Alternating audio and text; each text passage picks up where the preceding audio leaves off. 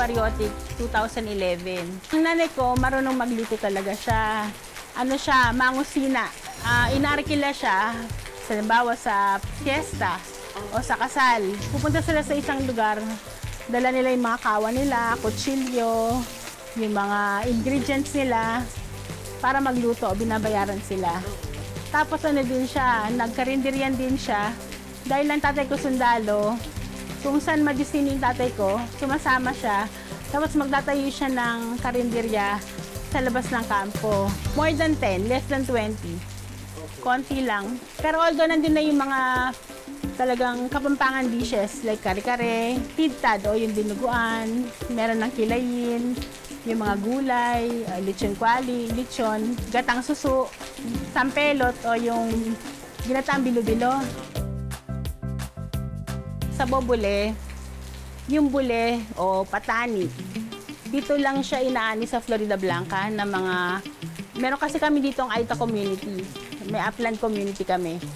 Ang produkto nila, around November to January or February, bule. Pinagkakitaan nila yon, pinoproduce nila yon. So kapag merong bule, niluluto yun dito sa Florida Blanca. Niluluto siya with pata ng baboy, niluluto siya with buntot ng baboy, with kalabaw, with baka. Kumisan yung biyanan ko, niluluto niya rin with tinapa. Kasi nga, kapag available siya sa market, sinasamantala ng mga taga Florida Blanca, niluluto yun. Maya pa, abak po, at tama po Florida Blanca para maglutong metong kareng specialties. Kenikeng, kaya kaming balen. Yung sa bobule. Parang ano lang po ito, parang sinigang sa kamatis na pata ng baboy.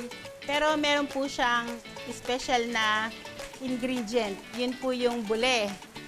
Sa Tagalog po, patani. Sa English po, lima beans. Ilalagay po natin ang pata ng baboy. Isasabay na po natin ang kamatis para po lumambot po talaga yung kamatis, madurog. Maglalagay na rin po tayo ng siling haba, asin, at patis po, pampalasa. Dapat po isasabay natin yung patani.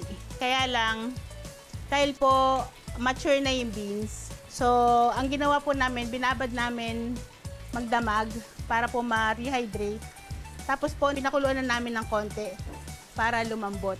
So, mamaya-maya na po natin ilalahok. Tatakpan po natin para pakuluin po natin.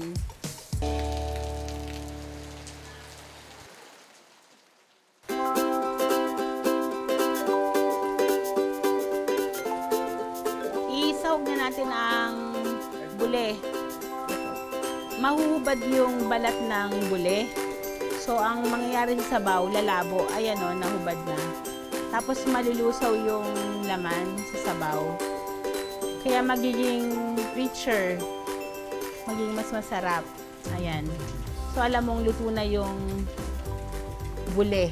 Ilalagay na natin yung pechay. Naglalagay din kami kuminsan ng labanos. Pero kapag sinabi mo kasing sa bobule, bule lang talaga yung nilalagay. Pwede na pong iserve ito niyan. Itay lang natin maluto yung pechay.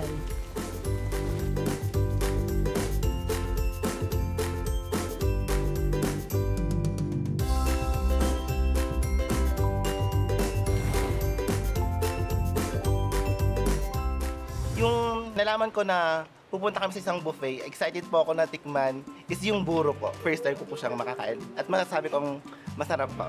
And dito nagulat kami kasi ang daming variety of foods and masarap talaga sila. May mga buffet, may mga kapampangan na may Pampanga dish, pero iba pa rin kapag nandito ka sa Pampanga. Super worth it kasi mura na, sulit pa, the best. Sa kanila mismo nanggagaling eh.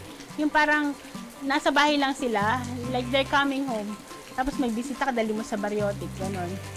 Gusto mo mag-okasyon, ayaw mong gumastos na malaki. Gusto mo busog yung mga bisita mo. Di ba yun naman importante, dapat busog, affordable yung presyo. Dali mo sa Bariotic. So parang naging parte na kami ng buhay nila na natutuwa kami na kinukonsider kaming takbuhan ba kapag gusto nilang kumain o magsama ng mga bisita.